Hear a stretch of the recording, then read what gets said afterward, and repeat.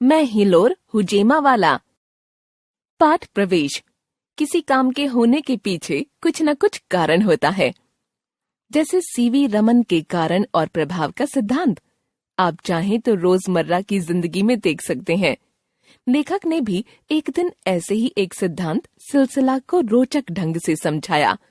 जो कुछ वे समझाते हैं उसके पीछे उनकी पैनी दृष्टि है, जिसे अब बच्चे भी समझेंगे। नमस्ते चाचा जी। यह कौन भतीजा आ गया? बगीचे में खरपतवार उखाड़ते हुए मैं बुदबुदाया। स्कूली लड़कों का मेरे यहाँ कोई काम न था। मैं हिलोर हुजेमा वाला।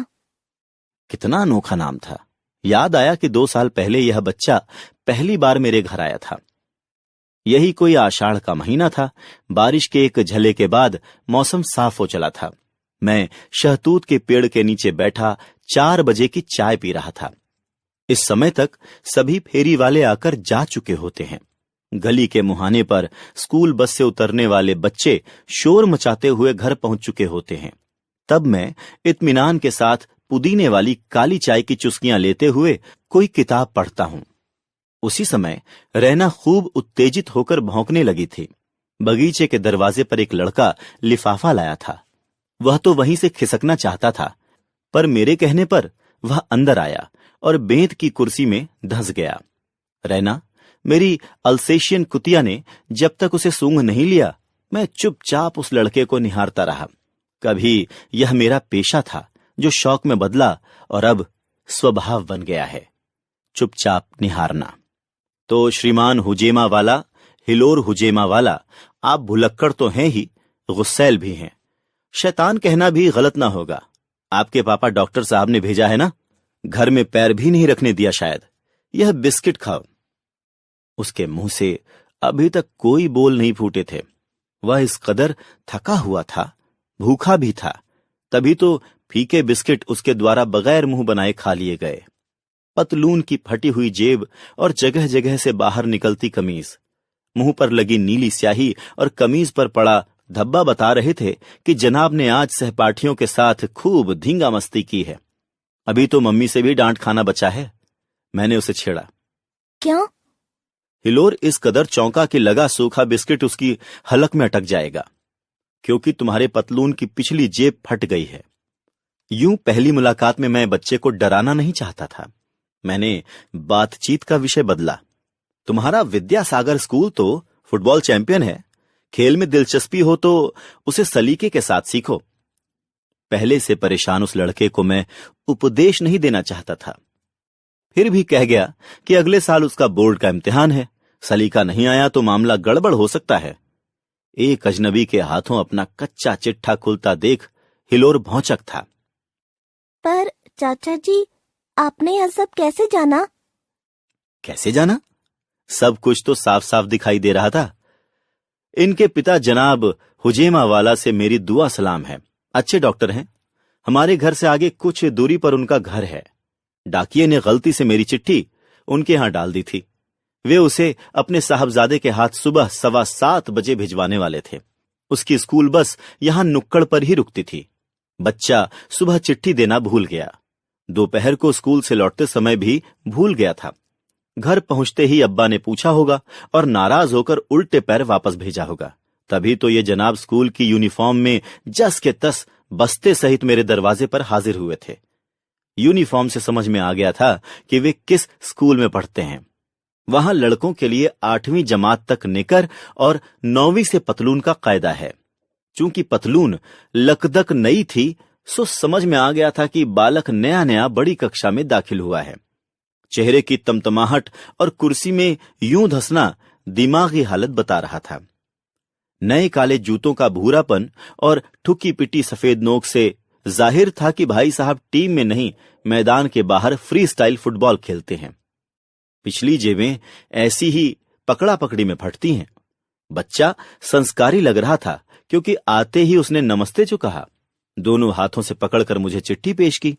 अंग्रेजी पढ़ाई के बाद भी मुझे चाचा जी कह रहा था।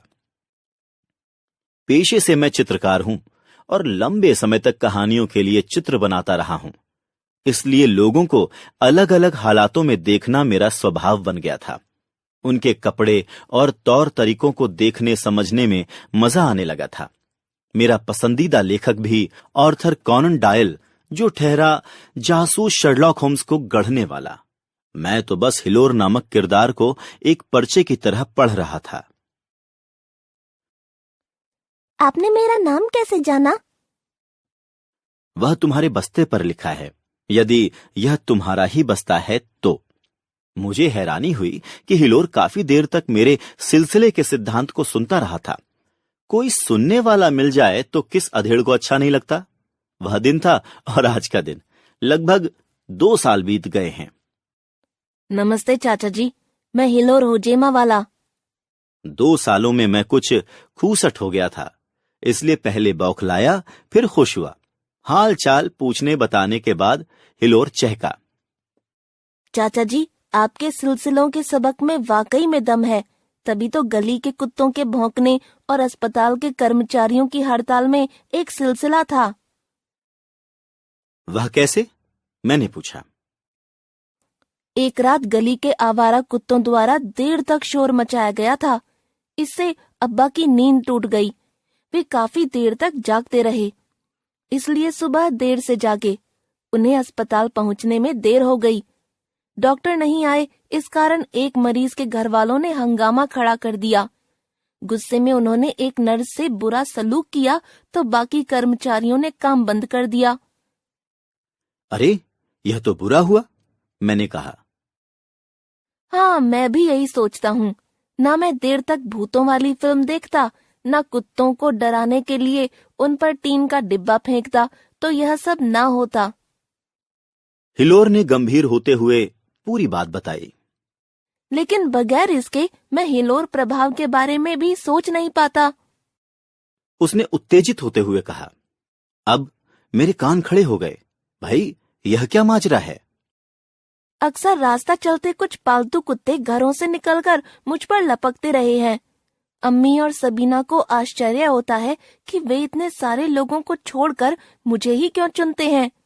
सिलसिले की बात से ध्यान में आया कि जब वे दरवाजों के पीछे बंद होते हैं तो मैं उन्हें आते जाते चिढ़ाता हूँ। उन्हें यह याद रहता है और मौका मिलने पर मुझ पर गुस्सा उतारते हैं। हुआ ना कुत्तों पर हिलोर प्रभाव।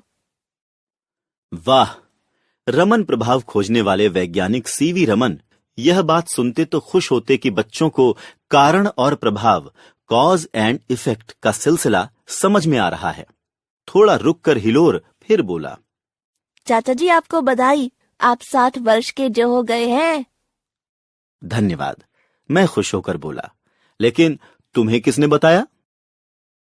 आपने खुरपी चाय की ट्रे में रख दी है और चम्मच क्यारी में खोस दिया।